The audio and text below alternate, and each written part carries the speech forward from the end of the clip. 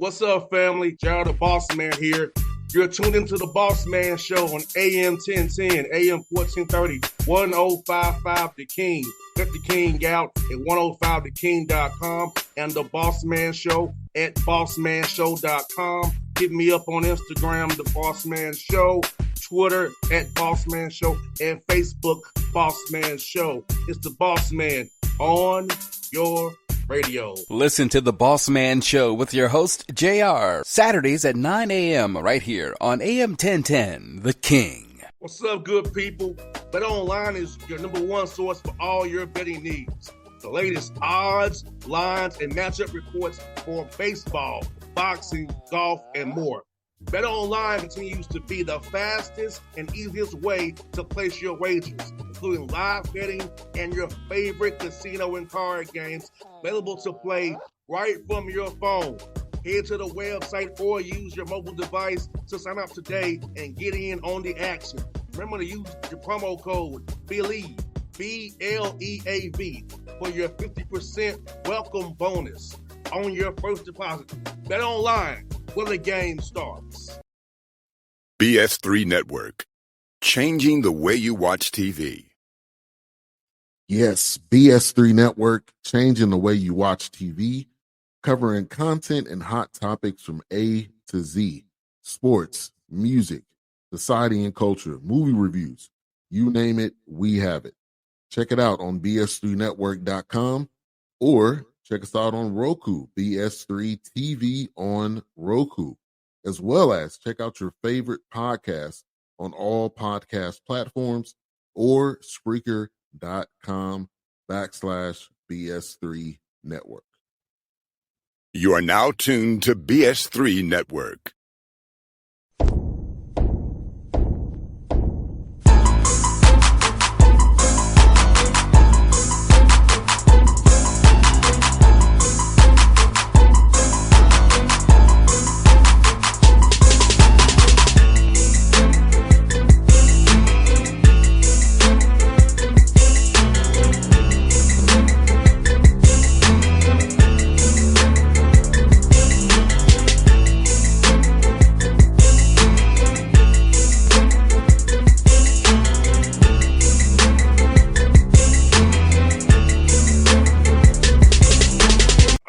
Back on the Bossman Show with South Carolina State Bulldogs head coach Erik here with me on the Bossman Show. Come off a 14-win season last season. Coach, how things down there, man, with you guys at SC State, man? Everything's great. The kids got back in town on Sunday. They're in the gym now, working out and getting in the weight room. So we're looking forward to this season. I bring back 90% of my returnable student athletes with I can pretty much guarantee I'm the only person in America that brought back 90% of its returnable student athletes. I hear that, Coach. Let me ask you, Coach, in this new world we're in with the portal, I call it speed dating, Coach, trying to vet these young men to see what their minds are, man. Are they coming for the right reasons? So for you, Coach, being at the Power 5 level with West Virginia, with Coach Huggins, man, and now being at SC State now, how do you kind of change the way you recruit now, trying to figure out a young man's true mindset? Why does he want to come to be a part of your program now? And these days, how speed dating with these young men? Yeah, well, I think I'm in a unique situation here because we don't have any NIL or we don't pay cost of attendance. So guys that come here are coming here truly because they want to have the student athlete experience. We're in a great conference, the MEAC, and Orangeburg is a heck of a city, and South Carolina is a heck of a state. So we like to go after those guys when we can determine that they have chips on their shoulder, feel like they've been overlooked, under-recruited. I was lucky enough to get 3 freshmen last year who all could have probably gone somewhere else after this season, but they believed in the program, believed in myself and their teammates enough to come back. So when you don't have any money involved, it's recruiting the way I've recruited my entire career at West Virginia. And I'm just trying to find guys that fit what we do. We want to play fast. We want to press. And we've been fortunate to get a couple guys that if there was no transfer portal era or NIL, we wouldn't have gotten these kids.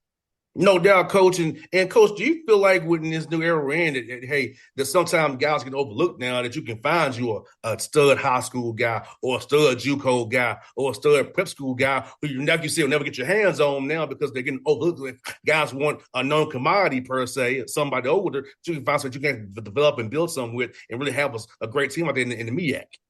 Yeah, and so how this works is the recruiting is the same from summertime to the first day of the portal. So you got these coaches that are recruiting kids, and if they don't sign them early, after the early signing period, they're recruiting these kids. But I can guarantee you, because I've heard this 100 times, when that portal opened, the phone calls stop, and now kids and parents are a little bit more anxious. So once again, I'm a Division I program.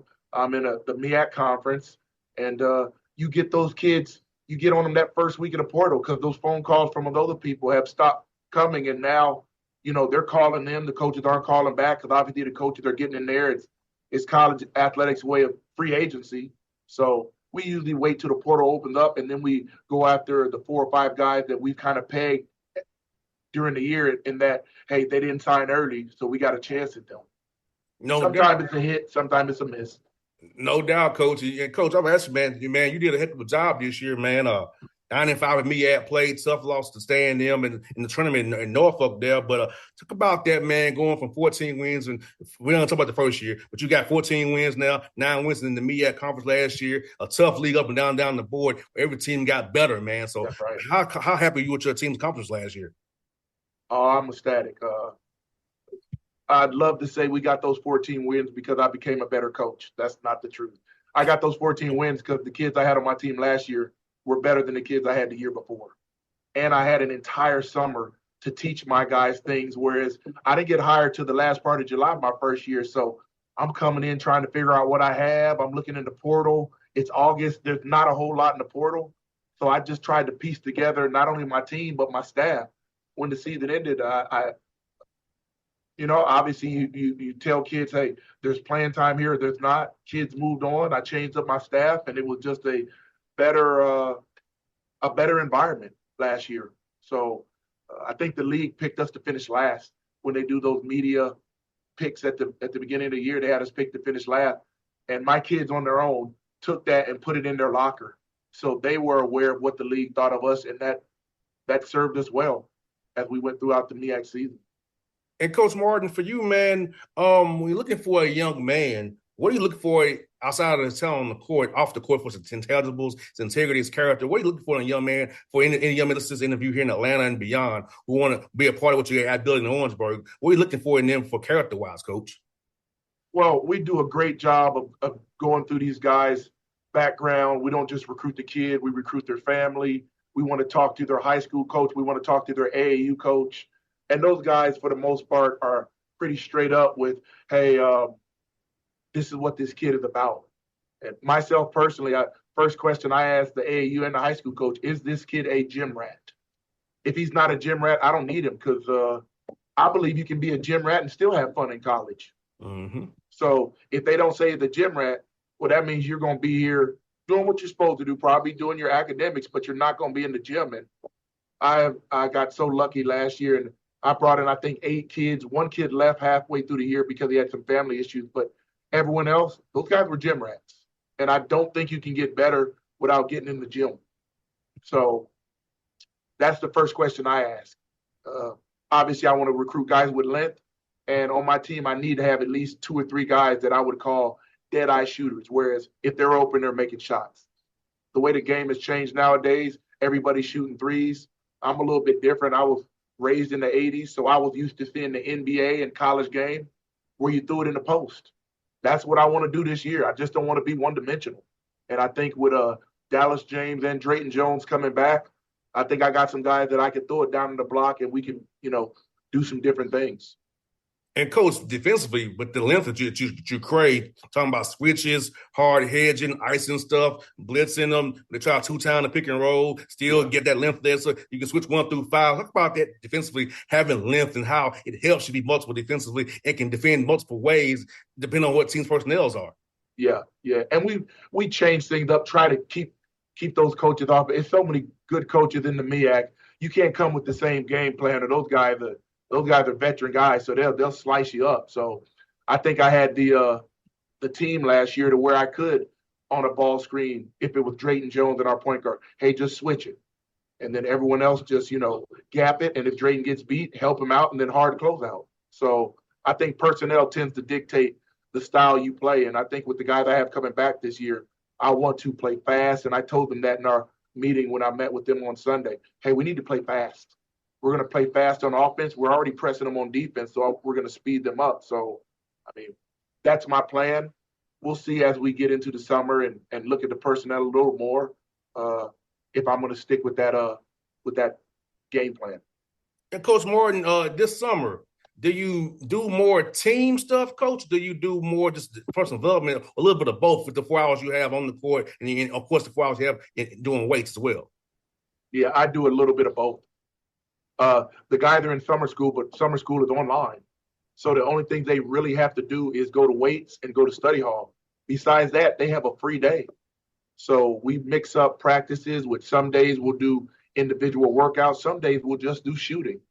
But we want to get our kids in the habit of being in the gym. No doubt, Coach. And it's just time for you to get better. And, you're a little older than I am, but I remember that magical day of October 15th. Now you get touched in the summertime. Now you can really know what you have now. I remember that was the day. Hey, October 15th was the day's coming, but it's crazy. Even as student athlete, for me, like Coach down in the office, he can still come down. It was so crazy. He could do the floor with us. But now you touch the summertime, you really build a foundation. That's already in June now, rather than let's hope for doing it on October 15th. Yeah, it's I tell you what, you got to keep up with that NCAA rule book because they are changing that rule book. The rule book used to be this thick. Now it's this thick. And I won't be surprised if in 2 or 3 years there's not a rule book because college athletics, the landscape is changing at a rapid pace. You have the NCAA in court. You have schools or kids suing the NCAA. So I don't think the NCAA is done changing. Me personally, I don't think these Power 5 conferences have done their last rotation in adding schools to their conference. I really do believe now that the Pac-12 is gone, you got 4 conferences, and the landscape of college athletics really is dictated by college football. No doubt. That really 100%. dictates it. The 100%. college football playoffs and the way they do things. I don't want to say putting together an NCAA basketball tournament is hard, but really the model has been there now for, I don't know, maybe 50 years. You get your 64, 68 teams, 1 to 16. That's not hard to do. Football is a different story. I think another point that most normal fans don't realize is the NCAA doesn't get $1 from what football does. So if football so chose, they could just break off and say, we're going to be our own entity. And NCAA, you can handle basketball and every other sport. But I do think it hasn't stopped changing. And I do believe we're going to see some big changes in the next few years. No doubt, Coach. And Coach, let me ask you this, man, about the MEAC, man, getting into the league. And, it's also been a tough league from top to bottom. Great coaches, man. So being in that league, man, the competition in them schools, man, how fun is it for you and your guys to compete at the MEAC? Knowing went to a cool environment with the bands, the pageantry, and play some good ball. And it'll be a tough competition no matter what you do. Yeah, I love it. I tell you what, we go to these gyms and obviously you got programs that have big-time history, North Carolina Central and Coach Moulton, Coach Jones at Norfolk. Coach at Howard is doing big things the last few years. So we got our work cut out for us to just get up in that upper echelon. And I think those guys did a great job last year. What we did last year that was pretty impressive is we won, I think we only lost 2 road games in the league. We went 5-2, and I think that was the best record in the league. So anytime you can win on the road, that's good for your program. That's good for your kids, especially when I had all those newcomers. So we're coming back this year. We're going to be ready to go. Our kids have already said, Coach, our goal is to win the MEAC and the MEAC tournament. So when you have guys in the locker room that are holding each other accountable and they have their goals, the sky's the limit. And, Coach, you said a word there, Coach, because I remember when I played, the 2 years we had a player-led team, we was better. That's when right. It was coach-led, we wasn't as good. Talk about the importance of having a player-led team. We hold each other accountable without having to get your statistical coaches involved to hold us accountable. That's right. And I constantly say to our guys, hey, there's one thing I should never need to coach, and that's effort. I understand some days you're going to have bad days. Hell, Coach Martin's going to have some bad days, but mentally I'll always be there, and I hold my team to that, to where every day we should have effort. Are you going to make your shots every day? No, but the effort defensively has to be there, because that's how you win championships. Speaking on the NBA championship, yeah, I mean, Jason Tatum, Brown, those guys, man, they really score well, but they're an underrated defensive team. You look at college, the champion UConn, those guys were an elite defensive team. You have to, as the year starts to wind down, your defense is what's going to carry you, because every night you're not going to make shots. And Coach, the good about Boston was they were switchable 1 through 5, even with Al Horford and Xavier Tillman. They survived the switches with Luka and Kyrie, and caused them to take tough contested shots. So Absolutely. That's all we can hope for is a good contest. We live the result. That's right. If you got your hand up and he makes the shot, hey, tap him on the behind, good shot. You aren't gonna stop him every time down. I think my philosophy is, let's just make sure we make them work for the shot they get. If it comes in the lane, let's make sure help is there. And on all pitch outs, let's hard close out and run those guys off the line. No doubt, Coach. You like saying, Coach, those are and Coach, rebounding basketball too, Coach. I feel like we all know all these shots going up in the air, but if he misses, it's gonna be a rebound one way or another. So we have to control the glass, both glasses. We also got to get back in transition as well. So talk about that part of it as well. That balance between crashing the glass on offense, but also getting back in transition so you don't give up them runouts as well. Yeah, our team last year in the preseason, I think for maybe a month, we were top 3 in America in offensive rebounding. And that is something that I've carried with me from my time at West Virginia. We will always be one of the, I won't say top 5, top 10 to 20 teams in America as far as offensive rebound. I think something we need to work on this year, and we spoke about this also in the meeting. We need to become a much better defensive team when it comes to defensive rebounding. And really what that is it kind of feeds into what we are anyway, which is we want to be a physical presence on the team. So when that ball is shot, man, you go hit him legally. Don't hit him with your arm or put your arm in his throat. You go see where he is, tag him, put your butt on his body, and you hold him. And that's something we're going to be working on this summer. I was talking to a coach the other day, and I think the one thing that lacks in today's basketball in America, we no longer concentrate on the fundamentals.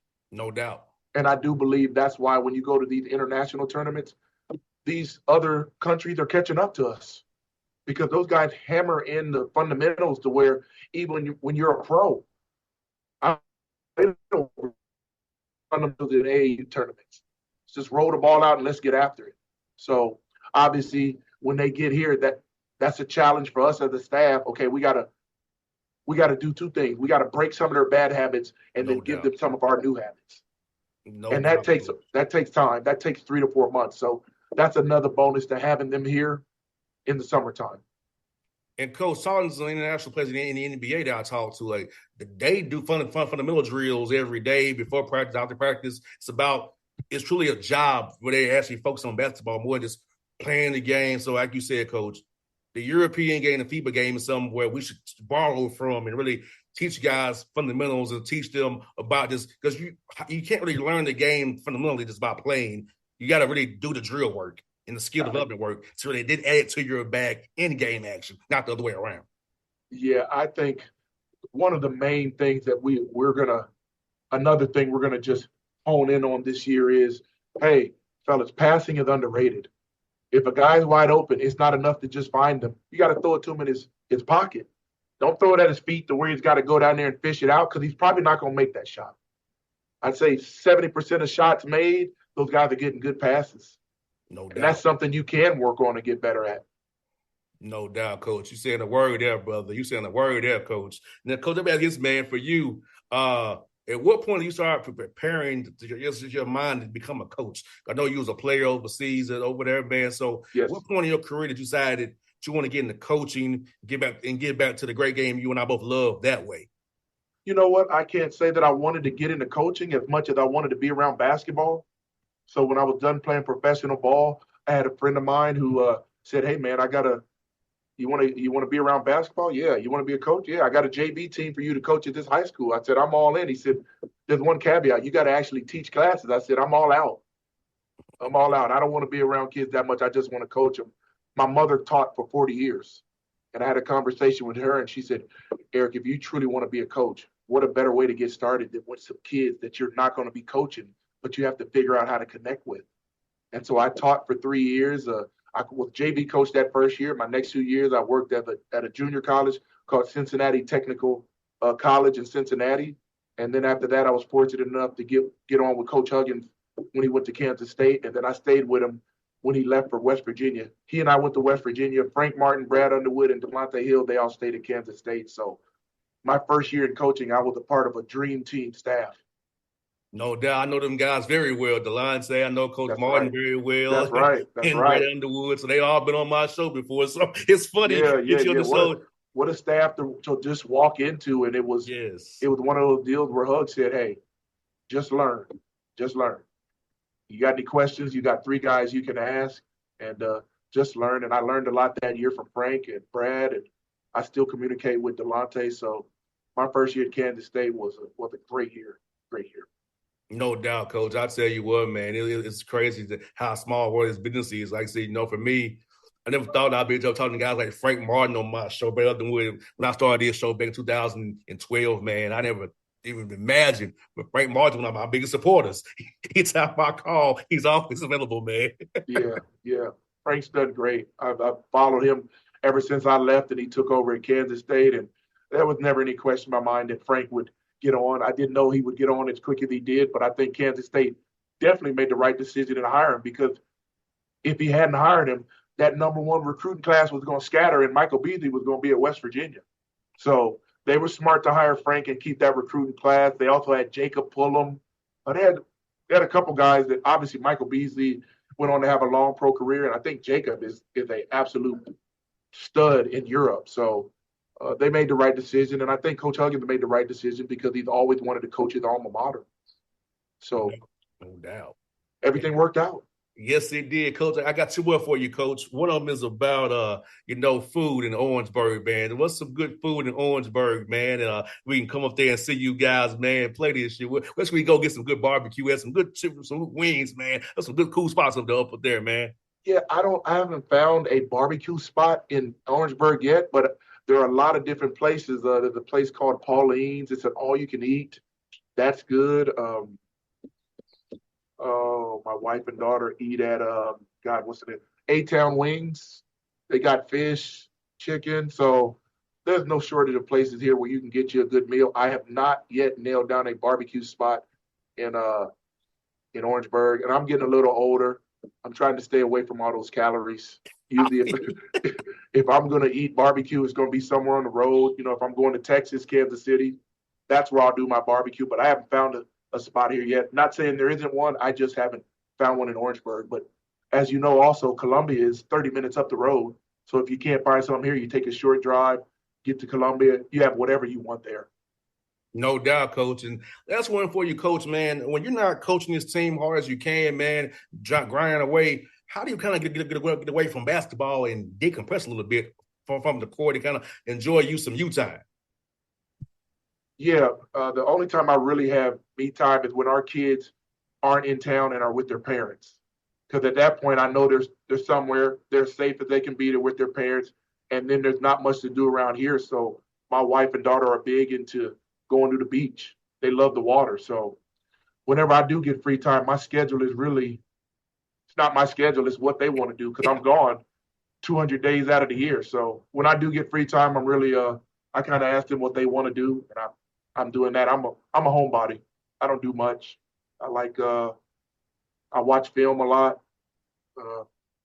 I like watching old games. I know they don't have the I don't know what channel ESPN used to. The Classic. ESPN Classic. I was big on watching those old games that the NBA guys played, 70s, 80s. That basketball back then was the purest form. Now it's just not that there's anything wrong with the way it's played, but now it's just, hey, let's see how many threes we can get up. And everybody's playing that way, so I'm not knocking it, but I like watching I saw it was Kobe's first championship when they were playing Indiana. And to see that Indiana team, they were loaded, man. Oh, yes. I don't think the NBA, because there's 15 spots now and guys are moving around so much, I think they had Rick Smith, Dale Davis, Derek McKee, Mark Jackson, Reggie Miller, Travis Best. Yeah, they were loaded. They were loaded. And you know what? Maybe 20 years from now, as I watch these finals, I'll say, wow, they were loaded too. But you watch those games in the 80s and the 90s, man, those guys were loaded. From 1 to 12, those guys were players. So I don't do much. I'm a pretty laid-back guy. Coach, I was blessed as a child. I was an Atlanta Hawks ball boy in the 90s. Okay. You got to see Dominique, or was Dominique already gone? I saw Dominique all the way through Mutombo. Okay. Yeah. Yes. Atlanta's had some good teams. Atlanta's, unfortunately, they've always had a team that they just couldn't get by. With Dominique, it was Boston, Philly, Detroit, with Mutombo. It was the Bulls. Yeah. And Orlando. Yeah. So, but they got the number 1 pick, so you can't ask for anything better than that. You got that right, Coach. Yeah, Coach. Yeah, I'm gonna tell you the trick was, Coach, I want to be on the visitor side so I could meet all the players. That was the trick to be the ball boy. The visitor side was always the fight. Right. Up in the visitor side. I hear you. But I had seniority, visitor side. That's right. You get free stuff and they tip you. That's right. Hey, they still got that barbershop in the arena? They still do, yes. Club Mic Shop still in the arena. Yes, sir. Yeah, that's next level. That's next level. Yes, sir. So yeah, Atlanta's on the rise, and we say we move here. So we say we're moving up. So we still doing it. Yes, sir. Well, Coach, hope to see if you come to recruit in Atlanta on the live period. I hope to see you. I'll be at Lake Point. I'll be around the city that weekend. So hopefully I'll catch you and maybe get some varsity or something. I know you ain't big late now. Maybe some varsity or something while you in town, Coach. It'll be fun, man. You got my number. Give me a call. I sure will, Coach. It's fun having the show, man. It was great. Yes, sir. Best wishes moving forward. If you let me know, I'd love to be on the show again if you get a minute. Hey, Coach, consider it done, brother. All right. BS3 Network. Changing the way you watch TV. Yes, BS3 Network, changing the way you watch TV, covering content and hot topics from A to Z. Sports, music, society and culture, movie reviews. You name it, we have it.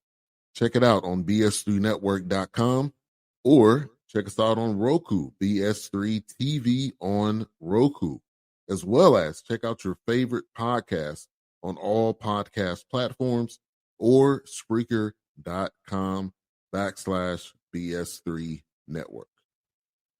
You are now tuned to BS3 Network. What's up, good people? Bet Online is your number 1 source for all your betting needs. The latest odds, lines, and matchup reports for baseball, boxing, golf, and more. Bet Online continues to be the fastest and easiest way to place your wagers, including live betting and your favorite casino and card games available to play right from your phone. Head to the website or use your mobile device to sign up today and get in on the action.